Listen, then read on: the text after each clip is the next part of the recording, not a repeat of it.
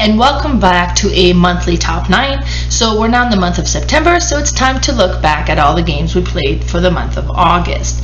So first, let's have a look at the stats. During the month of August, I have played 54 different times with 42 different games. They were allowing gatherings again, so I got to play with 24 different people and actually managed to play 10% of my base collection. So in number 9 position, I have Agricola. So Agricola is a game that I purchased back in 2017. I had heard such good things about it, and I had played it the one time. It was a bit of a beast to learn, being that I was fairly new into the board gaming hobby. But it was neat, and I hadn't played it again until this past month.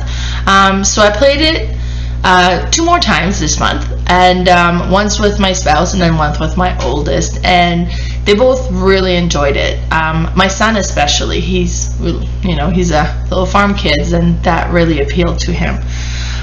So in this game we are playing the role of a farmer trying to establish a farm in, what was it, the 1400 or something?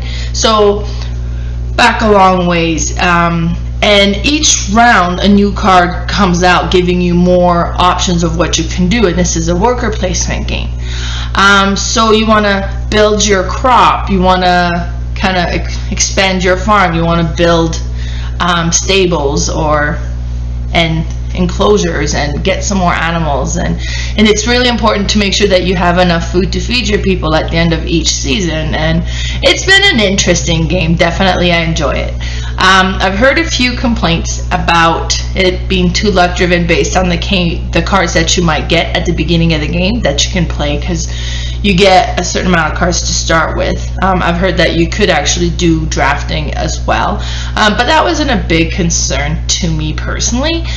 So far I've only played this one 2 players, and it seems to work well that way for me. So that was number 9. So in game or position number 8, we played Kanban, and this is a Vital Lacerda game, and Vital Lacerda is known for making complex game.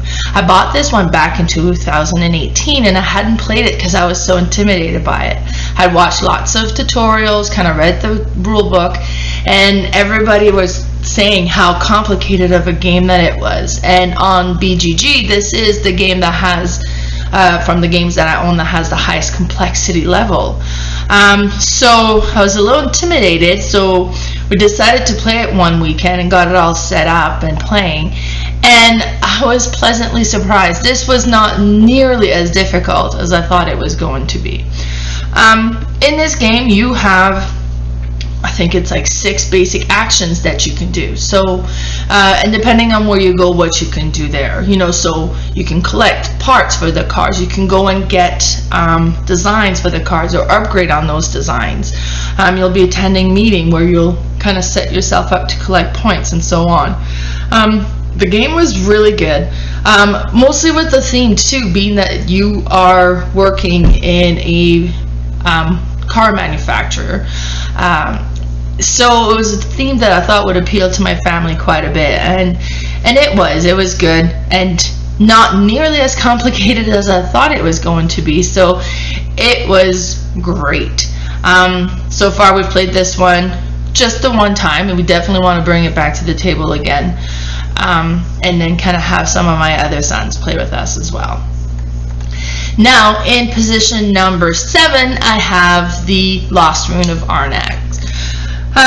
This is, I keep wanting to say this is a worker placement game, but it's so much more than that. This is a game that has worker placement element, it has deck building element, it has a lot going for it. And what's so interesting is you can kind of concentrate on different paths of things you want to concentrate on as well. Do you want to explore more? Do you want to really concentrate on going up the knowledge ladder or different things like that? It will all require the same resources for you to collect, so you'll want to make sure that you get that. But getting more artifacts or getting more items will also help with getting points at the end as well. It's a very interesting game. The components are beautiful, and it's fun obviously that has been a bit of a crowd pleaser. So that was Lost Rune of Arnac. Now, in position number 6, I have Century Eastern Wonders. So pretty recently I had finished a trilogy, kind of purchased all the final game for the trilogy of Century with Century New World. And Century Eastern Wonders might still be my favorite of the three of them. I haven't yet combined the 3 to kind of play the combined version of this game, and I'm hoping to do that soon. But we had played a New World a few times then, so well, let's play Eastern Wonders again. And it's just so good.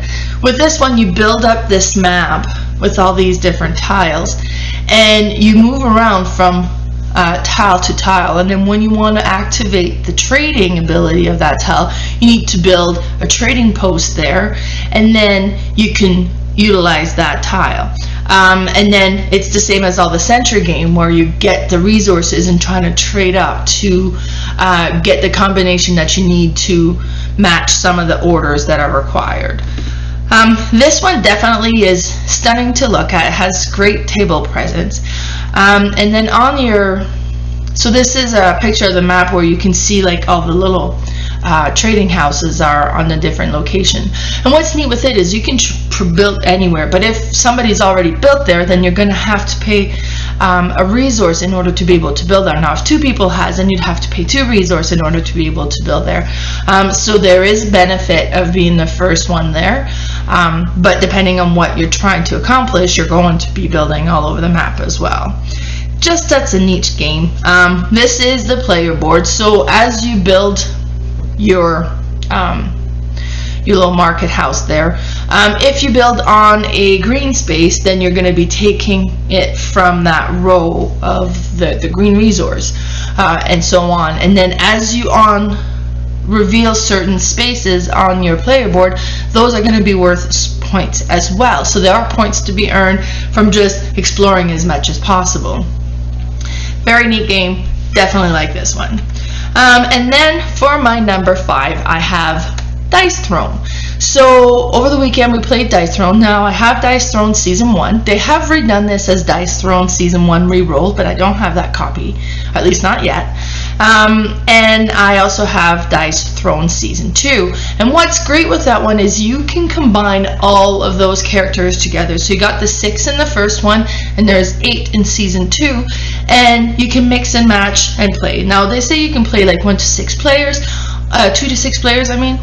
I really think this game shines best at 2 players. It's really, I think, meant to be a 1 versus 1 game. Of course, most of the time when we've played it, because we have such a large family or a big group of people, we've played it multiple players, and that works as well, but definitely better as 1 versus 1.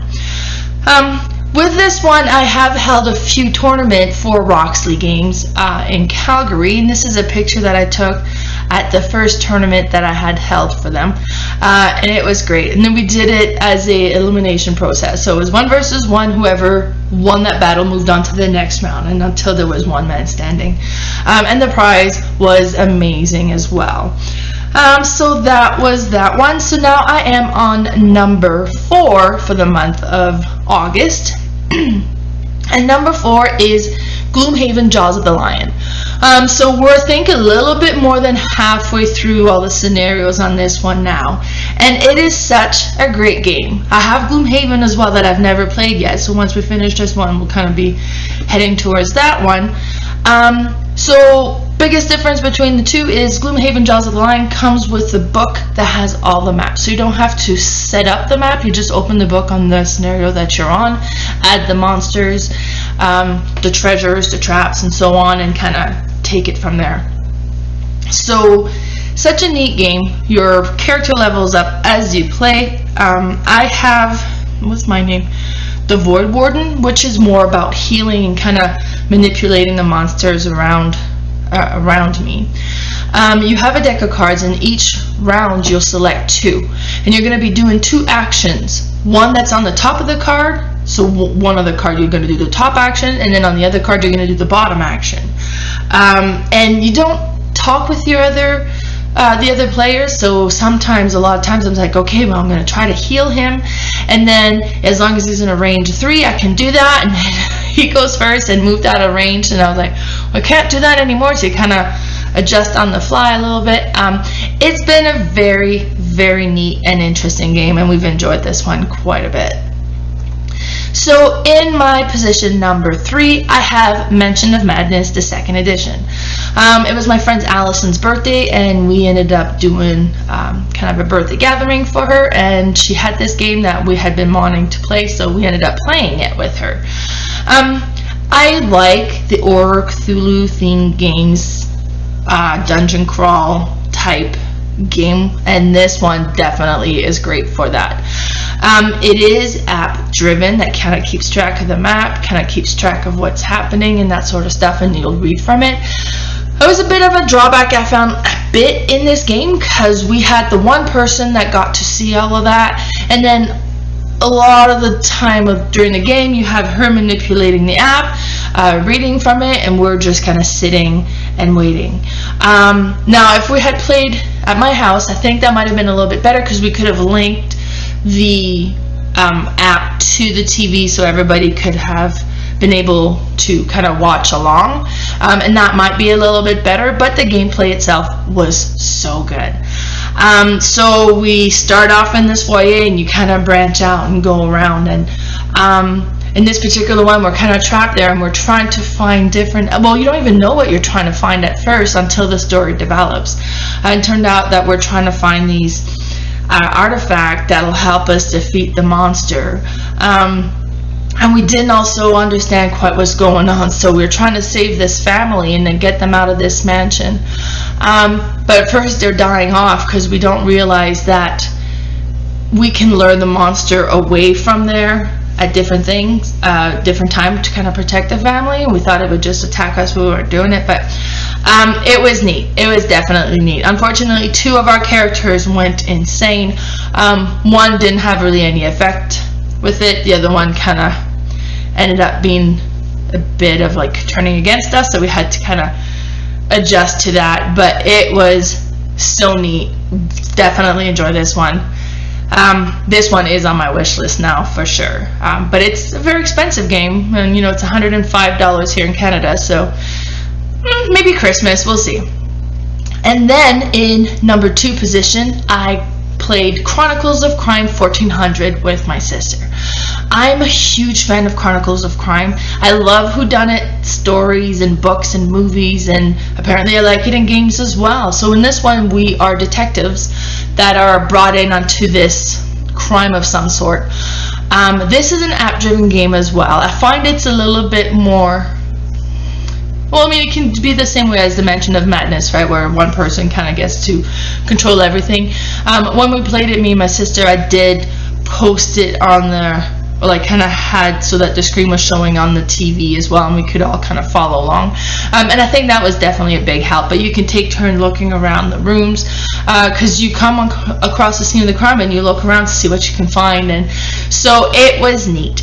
I definitely enjoy this one. The 1400, based on the original Chronicles of Crime, just thematically it takes on in a, you know, an older time. Also, us as a character, we get visions.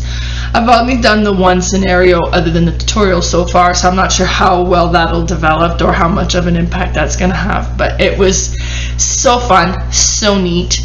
I love how this whole game works, how you go into a location and you find different people at that location, and then you can move away, and if you want to talk to them again, you got to go back to this location, and then you can talk to them, and then when you're talking to them, you can scan the different cards to talk to them about different things, about the victim maybe, or it's like, hey, we ended up finding a knife over here, what can you tell us about this knife? So you scan the person you want to talk to and scan the knife to see what they have to say about that particular item, and so on.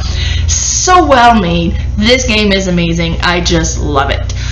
So I have Chronicles of Crime. I bought the 1400, and then I bought the next one, the 1900 as well. There's a few more expansions with this that I definitely want to get. Just so good. Love this one. Okay, and then for my number 1 position is Aeons End. So I'm still loving this game. This is a co-op game where it's a deck building, and unlike other deck buildings, you don't shuffle at the end. When you've used up all your cards, you just take your deck and you flip it over. So when you're purchasing cards and when you're discarding cards, you're trying to kind of do it in a strategic way to trying to create the combos in your deck. Very neat. Excuse me. A couple of games that we've played, we got slaughtered. I don't think we ended up giving one hit to the monster because we were just working so hard on dodging all the things that he was building up. And then we died. We didn't even touch him. I was like, well, that was pathetic. We did end up beating one scenario, and it was very satisfying. So such a great game. And then I love you have these different portals where you can kind of prep your spells, but the spells just get activated on the next round. Each character has different abilities that they can kind of do as well, but you got to build that up as well in order to be able to do it. Obviously, this is my number one, and it's been my number one, I think, for a few months in a row. Such a great game. Really enjoying this one. And here's a closer picture of my character that I was playing at this one time. The turn order thing is very interesting as well, because you never know whose turn it's going to be. You shuffle the card. You know, if you play two players, you'll have two of your numbers, two of another numbers, and then two of the monster turns. So you just kind of flip the cards like, okay, well, the monster goes first. And then they do their turn, and then you flip again. It's like, oh, they go again. Or, you know, so it changes. The order can change. You're not sure what's going to be happening turn order-wise. It's so neat. There's so many different aspects of this game that's great, and I'm really enjoying it. Obviously, it's my number one. So here is a recap of the top 9 for the month of August. I ranked the game using PubMeeple, where you kind of enter all the games that you want to compare, and then it gives you kind of like, well, between this one and this one, who's first? And then it's like you select. So it does a bunch of comparison, and at the end it kind of gives you the list of in what ranking order that they are, and sometimes I'm just as surprised as everybody else. So that was it for my monthly top 9. If you want to follow me on Facebook, my Facebook group is Didsbury and Area is Playing All the Games. I am also on Instagram as BoardGame_Mama, and my YouTube channel is BoardGameMama. So stay tuned to see what happens for the games played in September. Now currently it's September 4th and I haven't even played any games yet. So we'll have to remedy that here soon. But yeah, so stay tuned, and then we'll see which games are played in September and what order they fall in. Thanks for coming, everybody.